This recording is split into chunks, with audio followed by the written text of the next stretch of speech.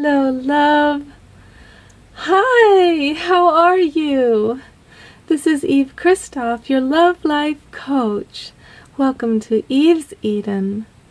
Welcome home. So this is the deal. Whatever we focus on with intensity and emotionality is what we get. Whatever we focus on. It may not come in the exact package that we had in mind, but the essence of what we're wanting through our emotional intensity, that's what comes, and the essence is what's important or not. So here's a really good example of the law of attraction in action. Let's just look at Angelina Jolie and Brad Pitt. The way they meet is that they are filming a movie called Mrs. and Mr. Smith, I believe, which is a very intense movie about a couple that is so right for each other and so passionately hot and absolutely in a game of constant attraction.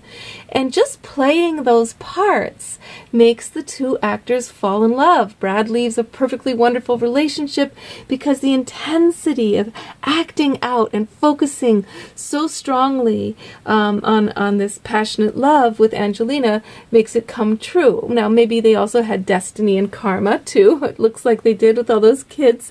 But now look what happens. They get married only 2 years ago because things are going so great after all these years.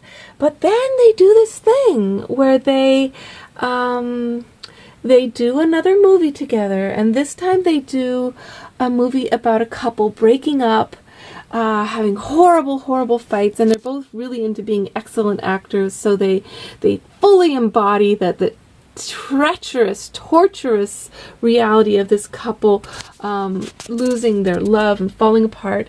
And then they try to go back to normal life, and they can't. This attraction, what they've done with this new acting job is they've made such an intense prayer. They didn't mean it to be a prayer, but that's what happens. Focus becomes prayer. That it destroys them, and now they're in this horrible divorce, on and on and on.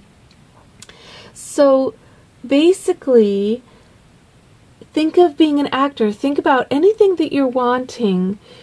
If you can bring the level of intensity that actors bring when they are fully taking on a role and claiming every aspect of it, if you can just dress the part of whatever you're wanting, at least in your mind. Pretend you're already there. Get intense about going all the way to the future where your dream is happening, and walk around, talking as if it's happened. Call a couple friends who are in on the game, and just say, hey, let's pretend we're in the future where our dreams have come true, and let's talk to each other like we're already there.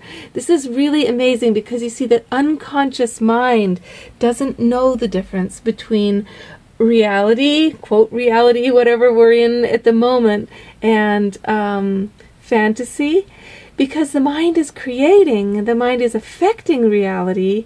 It's not really fantasy to dream and go there to where you want to be. It's actually it's the most active, direct, productive thing you can do towards anything you want. I know people tell you, don't dream, don't fantasize, you're wasting your time and you're going to have your hopes dashed.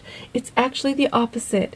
If you dream and fantasize and get really, really visceral about your fantasy and act it out and role play it and dress yourself the part, you bring it. You attract it. You become a magnet. Think of this whole planet. Everything here starts in the mind, somewhere in conscious creator. And there it begins. Everything, every pillow, every light, every piece of fabric, it's a thought first. The thought creates.